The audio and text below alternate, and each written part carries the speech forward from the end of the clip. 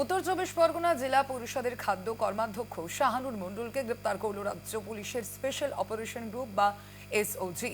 বুধবার সকালে টাকি রোড সংলগ্ন শাকচুরা বাজার এলাকা থেকে তাকে আটক করা হয়। তার বিরুদ্ধে অভিযোগ রয়েছে একাধিক।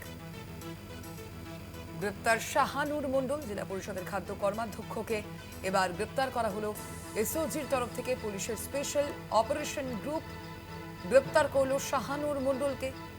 তার বিরুদ্ধে রয়েছে একাধিক অভিযোগ।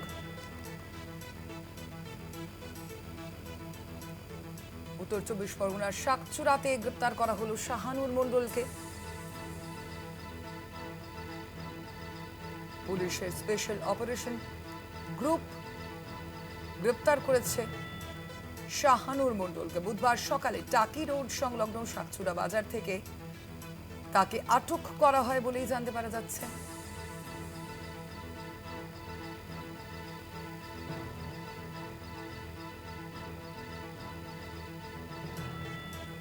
কথা বলবো, ফোন লাইনে রয়েছেন প্রতিনিধি সঞ্জিত চক্রবর্তী। সঞ্জিত, কি কি অভিযোগ রয়েছে এই শাহানুরের বিরুদ্ধে, যার প্রেক্ষিতে এই আইনি পদক্ষেপ?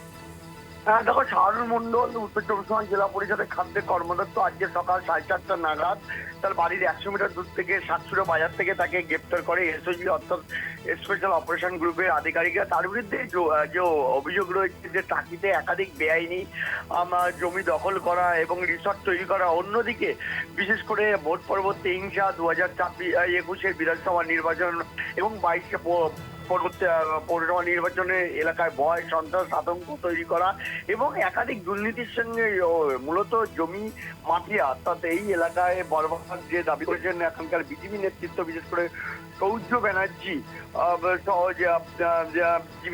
দাবি করেছেন যে তার বিরুদ্ধে যে এলাকায় একটা ত্রাস অর্থাৎ বসিরহাটের ত্রাস এবং বেতাজ বাস্তা হিসেবে তিনি হয়েছিলেন। এলাকায় ভয়, সন্ত্রাস, ক্রাইম তৈরি করেছিলেন। সাধারণ মানুষ ভয়ে মুখ খুলতে পারতো না। একদিকে জমি দখল, অবৈধ বেআইনি নির্মাণ করা, অবৈধভাবে বিভিন্ন কাজের সঙ্গে যুক্ত থাকা, এই নিয়ে একাধিক অভিযোগ হচ্ছিল। এমনকি টাকির মতো পর্যটন কেন্দ্র, যেখানে শিল্প সংস্কৃতির যে পীঠস্থান, সেই জায়গায় কিন্তু নদীর চর দখল করে রিসোর্ট তৈরি করা, এমনটাও অভিযোগ এনেছে। সব মিলে তার বিরুদ্ধে ইতিমধ্যে ইদানিংকালে কিছু অভিযোগ হয়েছিল, তার এলাকা থেকে বেশ কিছু অভিযোগ হয়েছিল। এছাড়া টাকির যারা জমিদার বাড়ি রয়েছে তাদের সদস্যরা, তাদের বিরুদ্ধে কিন্তু এই শাহানুর মণ্ডলের বিরুদ্ধে কিন্তু একাধিকবার অভিযোগ করে। সেই অভিযোগের ভিত্তিতে যেন সরকার পাল্টেছে, তাকে গ্রেপ্তার করা হয়েছে। এই নিয়ে আজকে তাকে বরিশাল মহকুমা আদালতে তোলা হবে এবং এর সঙ্গে আরো কারা কারা যুক্ত আছে কিনা সেটাও তদন্তকারীরা দেখে দিতে চাইছে। তাকে হেফাজতে নিয়ে ইতিমধ্যে এই ঘটনায় জুড়ে কিন্তু বসিরহাট জুড়ে কিন্তু একটা পরিবেশ তৈরি হয়েছে, অর্থাৎ সত্যির নিঃশ্বাস পড়েছে সাধারণ মানুষ। এমন দাবি করেছে বিজেপি নেতৃত্ব।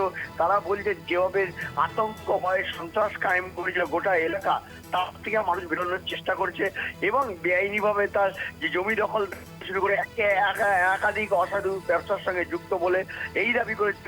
বিশেষ করে এখানকার বিজেপি নেতৃত্ব আছে, তারা এই দাবি করে তারা সোশ্যাল মিডিয়া পোস্ট করতেই শুরু করেছেন।